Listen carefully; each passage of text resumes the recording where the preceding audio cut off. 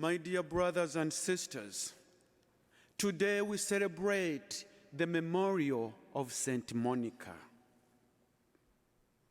Do you find life difficult? Do you sometimes feel desperate? Did anybody tell you that you are impossible? Today, we celebrate the memorial of Saint Monica, and her life will give us a hint to our questions, my dear brothers and sisters. Monica lived in North Africa and was a Christian wife of a pagan husband. Her husband had some redeeming features, but he had a violent temper and was licentious. Monica also had to bear with a grouchy and irritable mother-in-law who lived in her home. But Monica persevered all such. Monica's prayers and example finally won her husband and mother-in-law to Christianity. Her husband died a year after his baptism.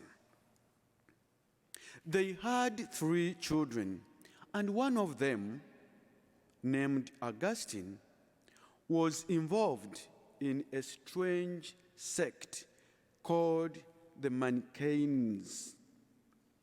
Augustine also had a mistress and fathered a child out of wedlock. For 30 years, Monica prayed and cried for him. Sometimes, my dear brothers and sisters, we feel like giving up.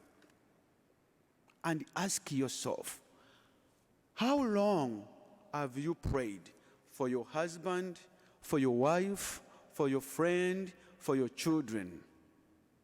Monica prayed for 30 years. The circumstances of Saint Monica's life could have made her a nagging wife, a bitter daughter-in-law, and a despairing mother. Yet, she did not give way to any of these temptations. She continually fasted, prayed, and wept on her son's behalf. When Monica asked the bishop to put pressure on her son, he told her, "Let him be, and continue to pray for him." Some of you might have gone such stuff. You can approach someone and say, "Could you please put pressure on my son, or on my husband, or on my wife?" And then someone will just tell you, "Continue praying."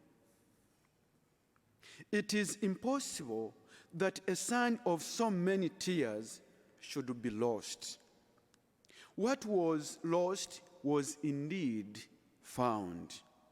Jesus brought the lost sheep, Augustine, to the true faith and a moral lifestyle. This lost son is now known as St. Augustine, whose feast we will celebrate tomorrow. Saint Monica is a good example, not only of the power of prayer united with tears and suffering, but also of practice. Saint Monica showed us that it is not hopeless, and we are not. Thank you for joining us for the celebration of the Mass today. It's a blessing that you are with us. Every broadcast of this liturgy goes out to hundreds of people and hundreds of people all over the world. It's been an enormous blessing. If you'd like to support this virtual ministry of OLPH, please go to our website. You can support this ministry by going to Give Central so that we can continue to broadcast the liturgy each and every week. Thank you for your support. Most of all, thank you for joining us today. God bless you. Greetings from OLPH.